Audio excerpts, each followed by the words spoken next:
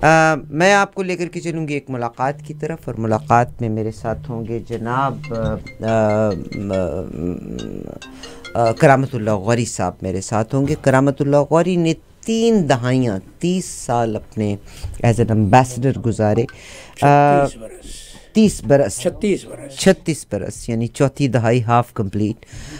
جناب کرامت اللہ غوری صاحب یہاں تشریف فرما ہیں۔ آج کی نئی جو امپروومنٹ ہے ہم اس کی طرف بڑھ رہے ہیں۔ پاکستان کی اگر صورتحال دیکھتے ہیں تو پاکستان کی سیاسی داؤ پیچ میں کافی فرق آ رہا ہے۔ آپ کو پتہ ہی ہوگا کہ پرائم منسٹر جو ہیں اینڈ آف کورس شاید اسٹیبلشمنٹ سے بھی کچھ لوگ 19 تاریخ کو ایکسپیکٹڈ ہیں ٹو کم وزٹ امریکہ۔ پاکستان میں آج کیا ہو رہا ہے جناب کرامت اللہ غوری صاحب؟ السلام علیکم سر۔ وعلیکم السلام عارفہ، بہت دلچسپ باتیں ہو رہی ہیں پاکستان میں۔ میں کہوں گا کہ پاکستان کی سیاست شاید ایک نئی کروٹ لینے کو ہے، ایک نئے موڑ پر پہنچ چکا ہے ہمارا قافلہ سیاست۔ اور یہ سفر شروع ہوا تھا اس دن سے جب عمران خان کا تختہ الٹا گیا تھا۔ آپ ابھی ذکر کر رہی تھیں قائد اعظم علیہ الرحمہ کے ارشادات کا۔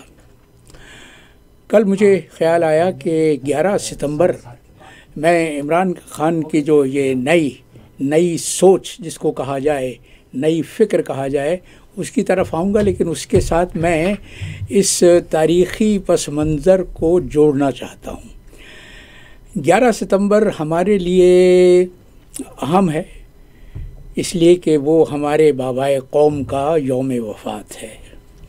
11 ستمبر ایک اور عالمی تناظر میں سپٹمبر 11 رکھتا ہے 9/11 کے حوالے سے، جس نے دنیا کا چہرہ ہی بدل دیا، جس نے دنیا کی تاریخ بدل دی۔ مجھے یاد ہے کہ 9/11 کے چند دن بعد ٹورانٹو یونیورسٹی میں ایک مذاکرہ ہوا تھا، میں بھی اس میں مدعو تھا، اور میں نے یہ کہا تھا کہ اب تک دنیا کی تاریخ لکھی جاتی رہی ہے قبل از مسیح اور ما بعد از مسیح کے حوالے سے، لیکن اب اس سانحے کے بعد دنیا کی تاریخ لکھی جائے گی قبل از 9/11 اور بعد از 9/11۔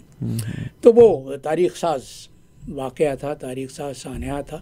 لیکن ایک اور تیسرا واقعہ بھی ہے جو 11 ستمبر سے منسلک ہے، اور وہ ہے 1973 کا وہ واقعہ جس میں جنوبی امریکہ کے ایک بہت بڑے ملک چیلے کے سوشلسٹ صدر سالوادور آئندے کا تختہ الٹا گیا تھا، اور تختہ الٹنے والی CIA تھی، جس نے چیلے کی فوج سے ساز باز کر کے سوشلسٹ صدر آئندے کا تختہ الٹا تھا۔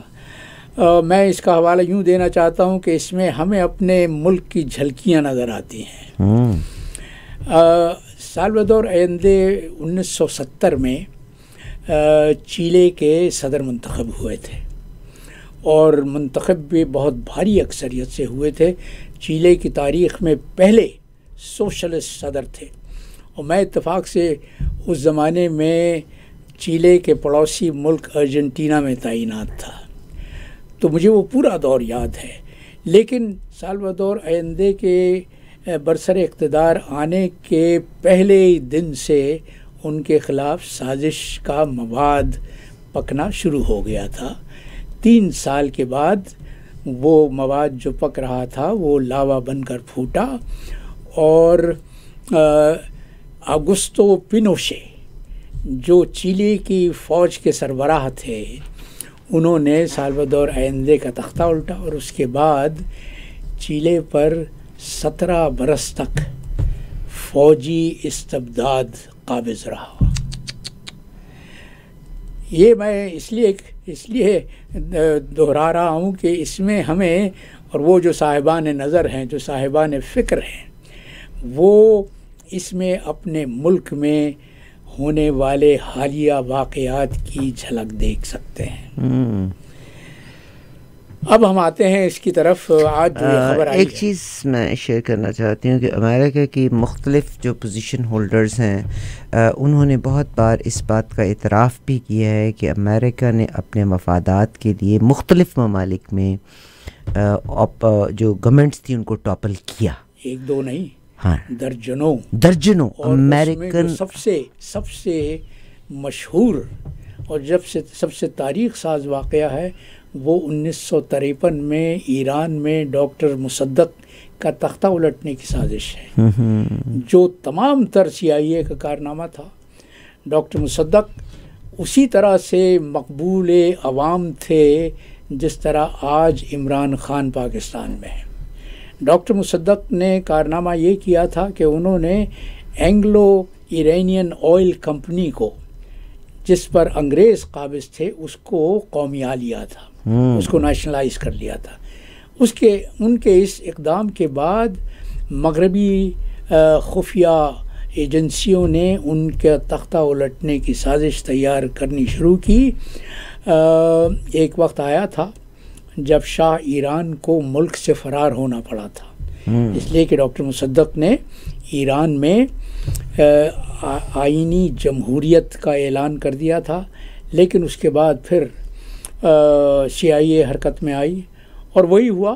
وہ پلاٹ جو بار بار مختلف ممالک میں دہرایا جاتا رہا ہے کہ فوج کی مدد سے ڈاکٹر مصدق کا تختہ الٹا گیا اور شاہ کو، جنہوں نے فرار ہو کے روم میں سیاسی پناہ لے لی تھی، ان کو واپس بلایا گیا اور ان کو پھر سے تخت پر بٹھا دیا گیا. اس کے بعد سے ایران میں 26 برس شاہ کا دور استبداد رہا. آخر کار 1979 میں جب ایران میں اسلامی انقلاب آیا ہے تو شہنشاہیت کا اور ایرانی عوام کے استحصال کا دور ختم ہوا. اب آپ اس تناظر میں 1973 کے تناظر میں دیکھ لیں، ڈاکٹر مصدق کے لحاظ سے دیکھ لیں، آج پاکستان میں میرا ایک ریزرویشن جو ہے رابن رافیل جو ہیں، اور میں نے اس پہ پروگرام کیا تھا کہ جب Imran Khan was prime minister تو رابن رافیل نے I believe she went to Jati Umra بھی گئی تھی، انہوں نے اپوزیشن سے ملاقات کی تھی. تو ہماری ریزرویشن تھی کہ بھئی یہ امریکن جو لوگ ہیں کیوں جا کے ہماری اپوزیشن کو ملتے ہیں ٹو ٹاپل دا گورنمنٹ. تو آج رابن رافیل نہیں تھی، وہ امریکی سفارت خانے کی کاؤنسلر تھی. اچھا، لاہور میں امریکہ کا کونسلیٹ ہے. جی. تو وہ کونسل جنرل نے اس وقت جو عمران کے خلاف سفارہ لوگ تھے ان سے ملاقاتیں کی اور اس کا حکومت کو علم تھا. رابن رافل کی آمد یوں دلچسپ ہے کہ رابن رافل، پہلے تو تعارف کرا دیجیے سب کو، کون رابن رافل ہے؟ میری طرح پیشاور سفارتکار تھیں. 1970 کی دہائی میں جب ذوالفقار علی بھٹو پاکستان کے سربراہ تھے، پاکستان کے وزیر اعظم تھے، یہ میں بات کر رہا ہوں 1974 سے 1977 تک کی. اور آپ کو یاد ہے کہ 5 جولائی 1977 کو جنرل ضیاء الحق نے ذوالفقار علی بھٹو کی حکومت کا تختہ الٹ دیا تھا. اس زمانے میں دفتر خارجہ میں ڈائریکٹر تھا اور امریکی سفارت خانے کے افسران ہم سے باقاعدہ رابطے میں رہتے تھے. 2 سفارتی جوڑے تھے امریکی سفارت خانے میں جو بہت ایکٹیو تھے. اچھا، 2 جوڑے تھے. جوڑے یوں اسلام آباد میں تعینات کیے جاتے تھے کہ اسلام آباد ایک دوست صدر مقام تھا، ایک دوست دارالحکومت تھا جو ہر طرح سے محفوظ تھا امریکی سفارتکاروں کے لیے. تو ایک جوڑا تھا ارنی رافل اور رابن رافل کا، دوسرا جوڑا تھا ہاورڈ شیفر اور تیریسیتا شیفر کا. اچھا، ارنی رافل کاؤنسلر تھے، ان کی بیوی ان سے جونیئر تھی، میرے خیال سے فرسٹ سیکرٹری تھیں. ہاورڈ شیفر بھی کاؤنسلر تھا اور اس کی بیوی تیریسیتا بھی ان سے جونیئر تھیں، میرے خیال فرسٹ سیکرٹری تھیں. یہ لوگ مستقل رابطے میں رہتے تھے۔ ارنی ریفل بعد میں امریکہ کے سفیر تعینات ہوئے اسلام آباد میں، اور میں اپنے ناظرین کو یاد دلاتا چلوں کہ 1988 میں جب ضیاء الحق کا طیارہ بہاولپور کے باہر گرا ہے تو اس طیارے میں مسافروں میں ارنی ریفل بھی سوار تھے۔ ارنی ریفل اس حادثے میں ہلاک ہوئے۔ رابن ریفل اس کے بعد امریکی اسٹیٹ ڈپارٹمنٹ میں مختلف عہدوں پر تعینات رہیں۔ اسی طرح ہاورڈ شیفر، شاید میں نے تذکرہ کیا تھا کسی پروگرام میں یا نہیں کیا تھا، ہاورڈ شیفر کی ایک فون کال ہمارے ISI نے، ہمارے انٹیلیجنس بیورو نے ریکارڈ کی تھی، جس میں اس زمانے میں جب بھٹو کے خلاف تحریک چل رہی تھی پاکستان میں، اس وقت ان کی بات اپنے ہم منصب سے امریکی سفارت خانے دلی میں ہو رہی تھی۔ وہ کال ہمارے بیورو نے ریکارڈ کر لی تھی، اور وہ ریکارڈ کر کے پھر ذوالفقار علی بھٹو کو سنوائی گئی۔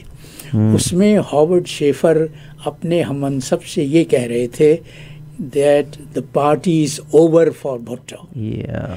اور آپ کو یاد ہوگا، اور یاد نہ ہو تو میں یاد دلاتا چلوں کہ ایک شام اپنے زوال سے کچھ دن پہلے ذوالفقار علی بھٹو نے تقریر کی تھی پاکستان ٹیلی ویژن سے، پاکستان ریڈیو سے، اور اس میں اپنی کرسی پر ہاتھ مارتے ہوئے کہا تھا یہ کرسی مضبوط، party is not over for me, یہ کرسی بہت مضبوط ہے۔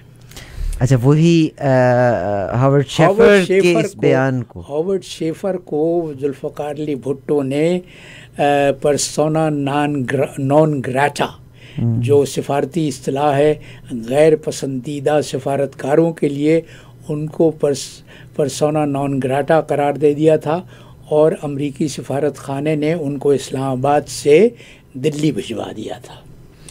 5 جولائی کو جب ضیاء الحق نے ذوالفقار علی بھٹو کا تختہ الٹا ہے، تو اسی شام کو اسلام آباد میں امریکی سفارت خانے میں 4 جولائی کا استقبالیہ تھا، اور جو ریسیونگ لائن تھی مہمانوں کو کا استقبال کرنے کے لیے، اس میں سب سے آگے کون کھڑا ہوا تھا؟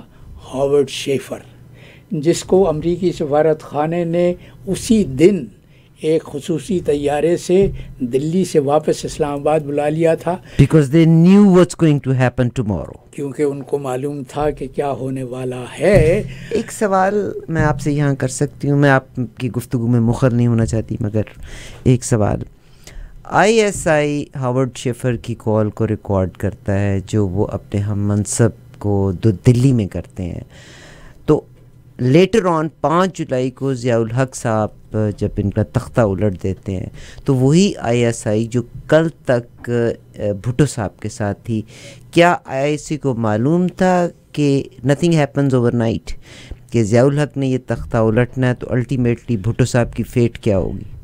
بھی اس کا جواب ایک مصرے میں آپ کو دے دوں، وہ جو اقبال نے کہا تھا کہ بدلتے رہتے ہیں انداز کوفی و شامی، کہ وہ تو جو یہ جو چالیں ہوتی ہیں یہ مرغ باد نما کی طرح سے ہوتی ہیں کہ ہوا کا رخ جس طرف ہو اسی طرف کو پلٹ لیا جائے۔ اب میں آتا ہوں، ISI کی جو پلاننگ ہے وہ لانگ ٹرم نہیں ہے، لانگ ٹرم بھی ہوتی ہے اور شارٹ ٹرم بھی ہوتی ہے۔ اب ہم لانگ ٹرم جو ہوتی ہے اس کو اسٹریٹجک پلاننگ کہا جاتا ہے، جو قلیل مدتی پلاننگ ہوتی ہے اس کو ٹیکٹیکل کہا جاتا ہے، اس میں اپنی حکومتیں بدلنا۔ اب ہم آتے ہیں رابن ریفل کی طرف۔ آج میں سن رہا تھا عمران خان کے ترجمان کا بیان، انہوں نے کہا کہ رابن ریفل کی تو اب کوئی سرکاری حیثیت نہیں ہے، تو مجھے اس پہ ہنسی آئی، اور ہنسی یوں آئی کہ امریکہ ایک عالمی طاقت ہے، امریکہ ہر طرح کے اپنے افرادی وسائل کو استعمال کرنا جانتا ہے۔ ہمارے ہاں تو جو سفارتکار ریٹائر ہو جاتے ہیں اس کے بعد وہ بیکار کر دیتے ہیں، ردی کوڑا ہو جاتے ہیں.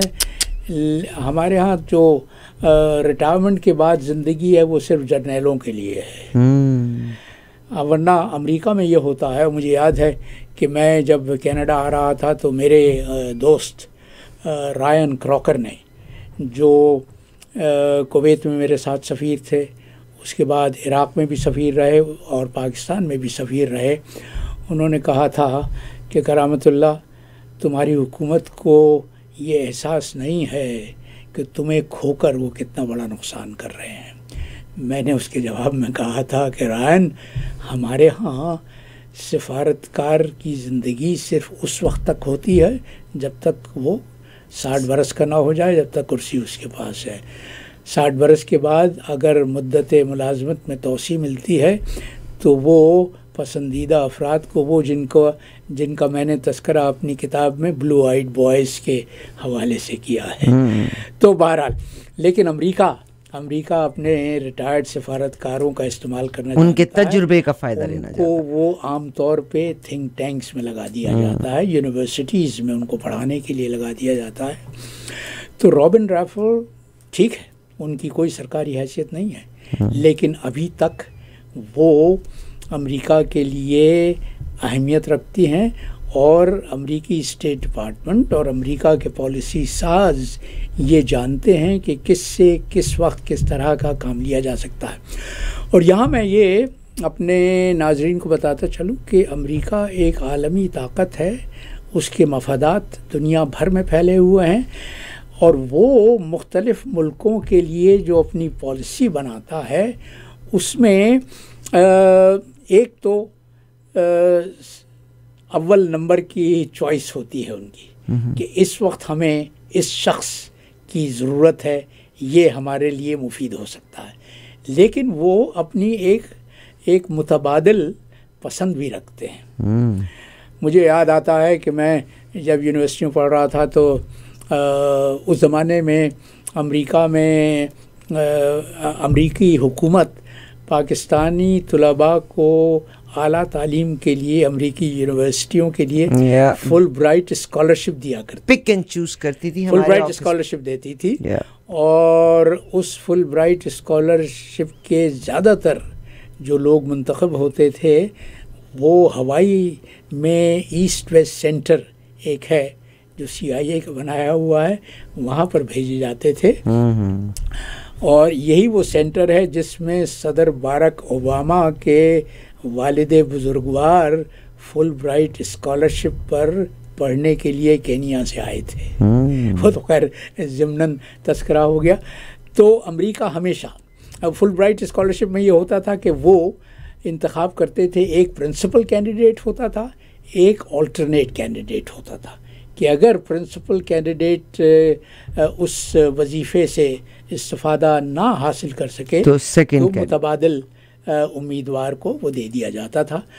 تو امریکہ یہ نہیں کرتا کہ کسی سیاسی شخصیت کو، خاص طور پہ ان ممالک میں جو اس کے لیے اہمیت رکھتے ہیں، اور پاکستان میں اپنے ناظرین کو بتاتا چلوں ان ممالک کی فہرست میں آتا ہے جو امریکہ کے لیے بہت اہم ہے.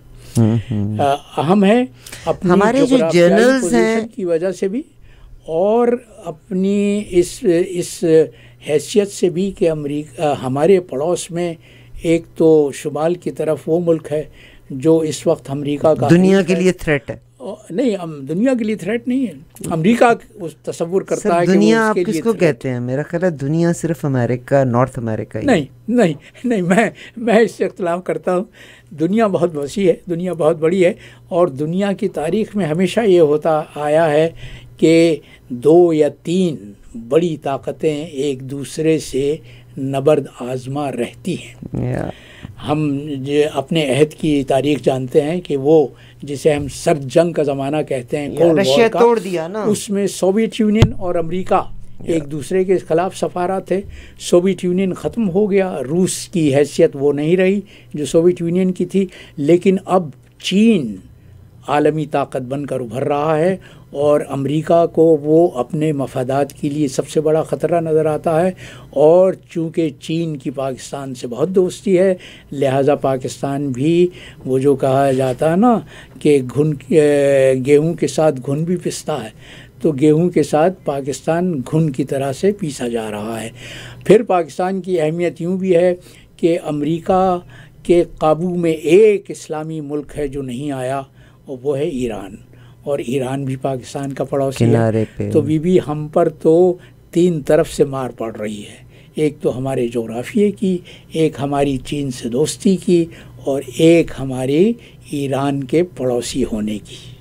صحیح، یعنی تو عمران خان کے چائنا اور ایران کے درمیان پاکستان پس رہا ہے۔ عمران خان کو شاید ہمارے وہ قوتیں جو ملک کی سیاست پر قابض ہیں، وہ شاید یہ سمجھتی ہوں اپنی نادانی میں کہ عمران کو ختم کر دیا ہے انہوں نے، لیکن امریکہ کو معلوم ہے کہ عمران کے زوال کے بعد سے عمران نے جو حیات نو پائی ہے، وہ ایک کہاوت ہے نا وہ کہ ایک سیمرغ کے متعلق یہ فولکلور ہے کہ سیمرغ جب گرتا ہے تو وہ اس کے پروں میں آگ لگ جاتی ہے، لیکن اسی آگ میں جل کر اس کی راکھ سے وہ پھر دوبارہ توانا ہو کے بیدار ہوتا ہے، اس کو فینکس کہا جاتا ہے، like a phoenix rising after ڈیبیکل۔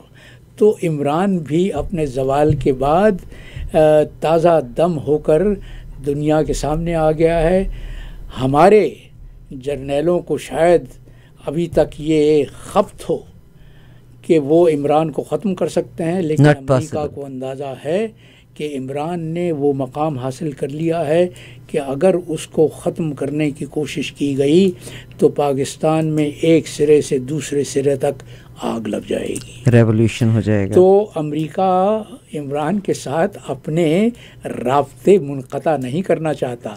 Robin raffle کو اسلام آباد بھیجنے کا مشن میری دانست میں تو تمام تر یہی ہے کہ امریکہ عمران خان کے ساتھ اپنے ٹوٹے ہوئے رشتوں کو پھر سے بحال کرنا چاہتا ہے۔ آج عمران خان صاحب کے بیانیے میں تھوڑا سا فوج کے لیے بھی تبدیلی آئی ہے، انہوں نے کہا ہے کہ اگر تو یہ الیکشن کروا دیتے ہیں تو مل کے بیٹھ لوں گا۔ لچک کا مظاہرہ ہے، ٹھیک ٹھاک لچک کا مظاہرہ، کیونکہ اب تک عمران نے قطعاً انکار کیا تھا اس امپورٹڈ حکومت سے کسی طرح کے مذاکرات۔ ان کی بیل بھی ایکسٹینڈ ہو گئی ہے، ان کی مدت ضمانت میں بھی توسیع ہو گئی ہے، اور اس کی بات ہم بعد میں کریں گے کہ عدالتوں کا پاکستان کی تاریخ میں کیا کردار رہا ہے۔ سر اس کے لیے تو پورا پروگرام ہونا چاہیے۔ میرا خیال ہے کہ رابن رافل، جیسے آپ نے کہا کہ گو کہ ان کی کوئی سرکاری پوزیشن نہیں،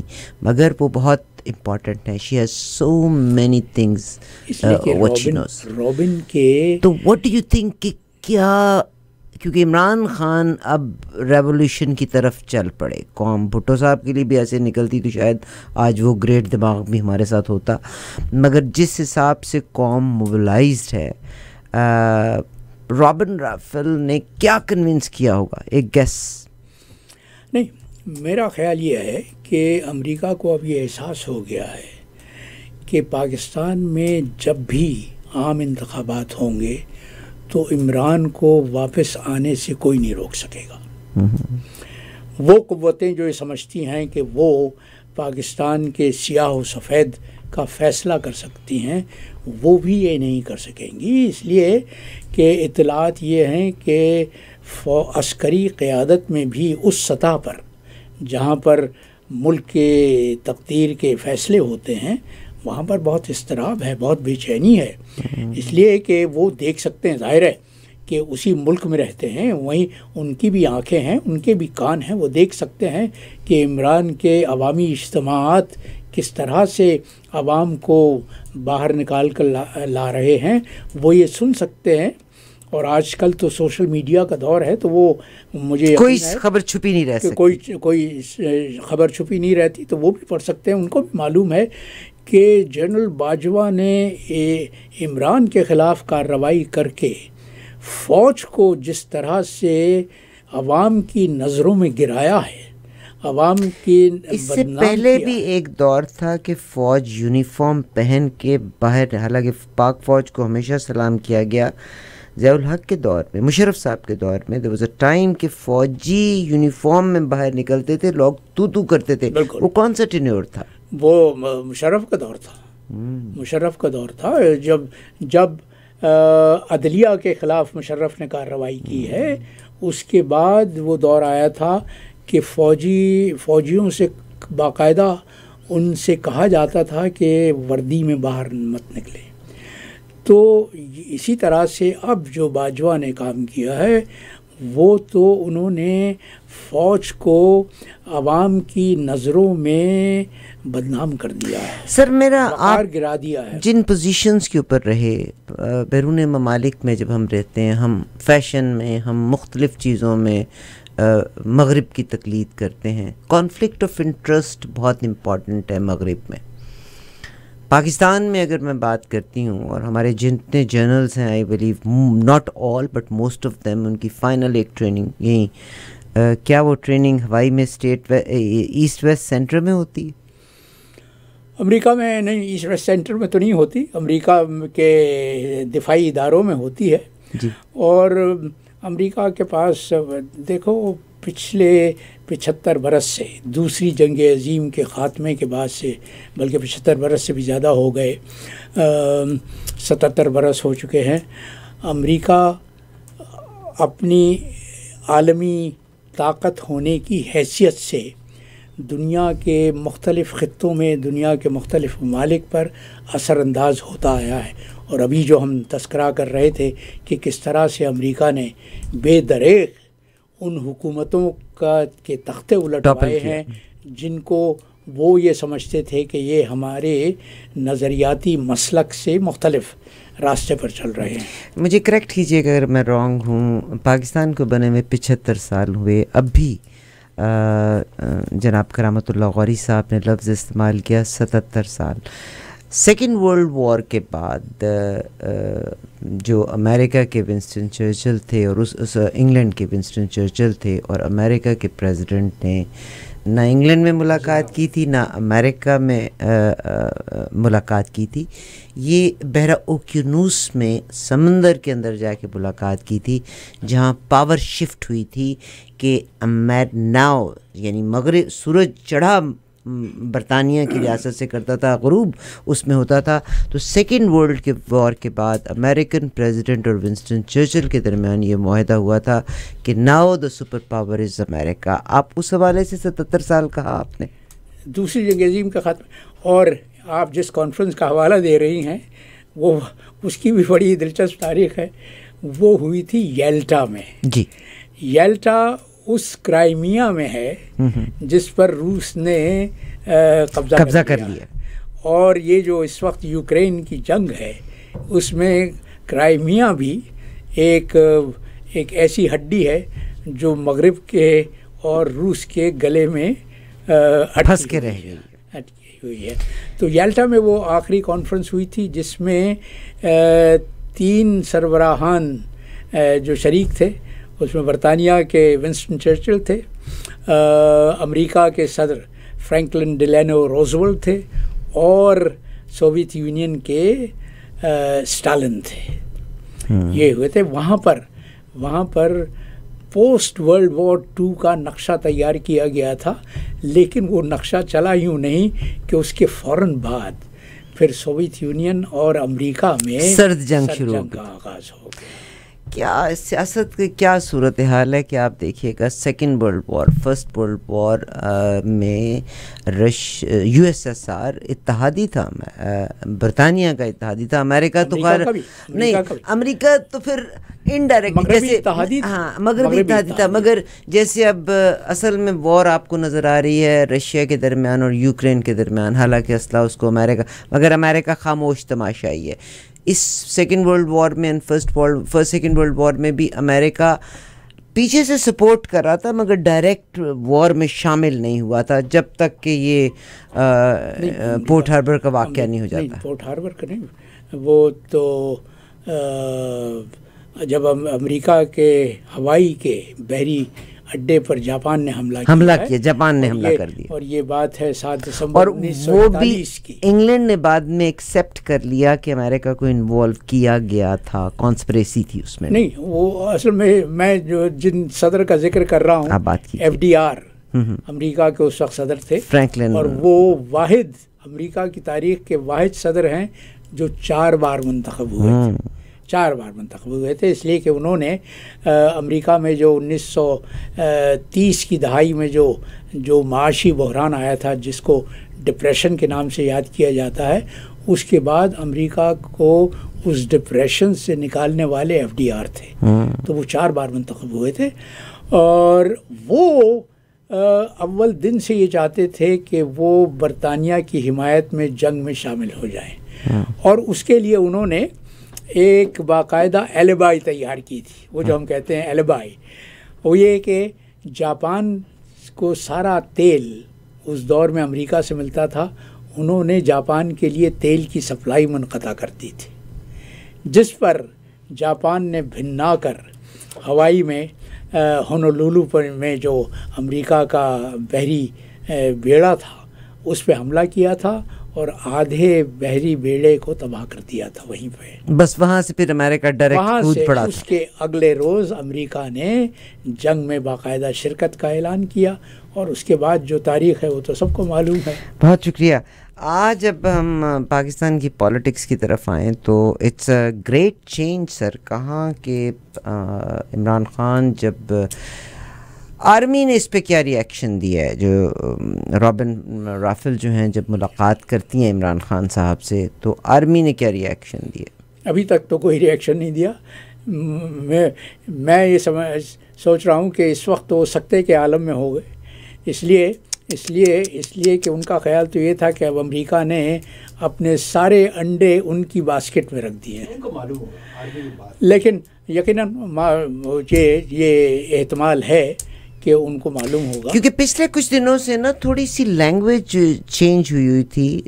इमरान खान साहब ने अपना बयान दिया, जो चीफ मिनिस्टर पंजाब हैं उन्होंने थोड़ा सॉफ्ट कॉर्नर आर्मी के लिहाज से दे दिया था, तो शायद वो एक रोल प्ले कर रहे थे between Imran Khan and army के दरमियान भी रोल प्ले कर रहे थे। आज का एक बड़ा बयान है, और ये जो इस वक्त की आपकी पार्टीज़ हैं उन्होंने ये कहा है कि एस्टेब्लिशमेंट जो है वो चेंज हो रही है। लेट मी टेक दैट, आप अपना बयान जारी कीजिएगा, मैं एग्जैक्टली वो स्टेटमेंट लेके आता हूँ।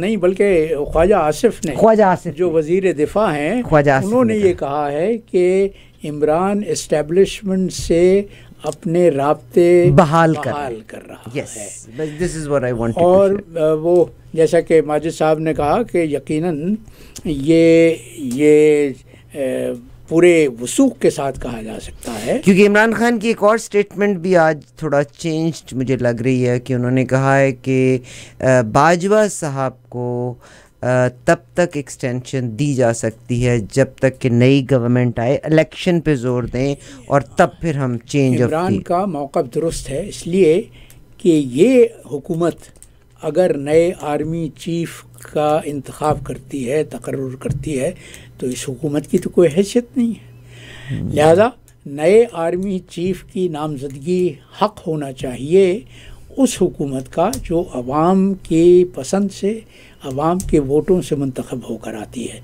तो एक तरह से ये कहा जा सकता है कि इमरान ने भी शतरंज की बिसात पर एक नई चाल चली है, ये कह के बाजवा के दिल को भी शायद दिल में फराख पैदा करने की कोशिश की है कि आप परेशान ना हो, आपकी एक्सटेंशन हो, आपको 3, 4, 5, 6 महीने और मिल सकते हैं, बशर्ते कि आप इस पर तैयार हो जाएं कि नए इंतखाबात की तारीख। यानी बहुत सी जगहों पे सॉफ्ट कॉर्नर। चौधरी बरादरान में शुजात साहब जो हैं उन्होंने, चौधरी बरादरान की तो फौज से वफादारी सदा नहीं, वो तो दोनों भाइयों के दरमियान गैप आ गया था, दरार आ गई थी।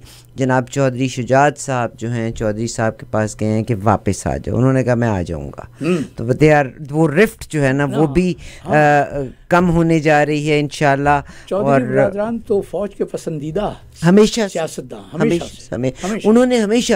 تبھی تو میں نے آپ سے کہا کہ عمران خان صاحب کو قریب لے کے آنے میں جو ہمارے پرویز الہی صاحب ہیں, he is also playing a role. کہ عمران خان صاحب نے جب اپنا بیانیہ دیا تو پرویز الہی صاحب کے بیانیہ میں کافی نرمی تھی. انہوں نے فوج کے بارے میں بڑے مثبت بات چیت کی.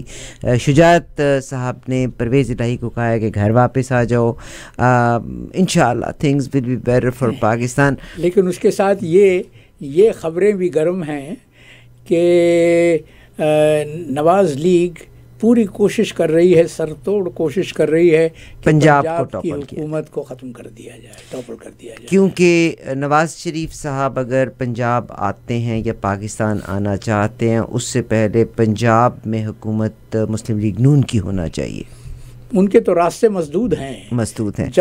جب تک پی ٹی آئی کی حکومت ہے, جب تک پرویز الہی پنجاب کے وزیر اعلیٰ ہیں, نواز کی واپسی کا کوئی امکان نہیں. بہت شکریہ جناب کرامت اللہ غوری صاحب. جیسا میں نے آپ سے کہا ہے نا کہ جس سٹیج کے اوپر رہے, یہ میرا اثاثہ ہیں, یہ ہمارا اثاثہ ہیں, اور بہت ساری چیزیں آپ کو فرسٹ ہینڈ انفارمیشن ملتی ہے. سر آپ جو تشریف لاتے ہیں, اور میں نے ہمیشہ ہر بڑے آدمی کے بارے میں یہ جانتی ہوں کہ بڑا آدمی ریکگنائز کرتا ہے اور وہ یاد رکھتا ہے. جو ہم چھوٹے لوگ ہیں نا, وہ فوراً اگر کسی کو جانتے بھی ہوں تو ہم کہہ دیتے ہیں اچھا کب ملاقات ہوئی تھی. مگر میں آپ کی یادداشت کو سلام پیش کرتی ہوں کہ آپ کی یادداشتوں سے ہمیں یقیناً فائدہ بھی لینا چاہیے. بہت احسان مند ہوں کہ آپ تشریف لاتے ہیں. کوئی احسان نہیں ہے. یہ تو اپنے لوگوں کو تاریخ سے باخبر رکھنا اور ان کو یاد دلاتے رہنا. اکثر لوگ بھول جاتے ہیں, ظاہر ہے کہ سب کی دلچسپیاں ایک جیسی نہیں ہوتی, تو لوگ بھول جاتے ہیں. تو میری کوشش یہ ہوتی ہے کہ اپنے لوگوں کو تاریخ کا سبق یاد دلاتا چلوں. بہت شکریہ جناب کرامت اللہ غوری صاحب.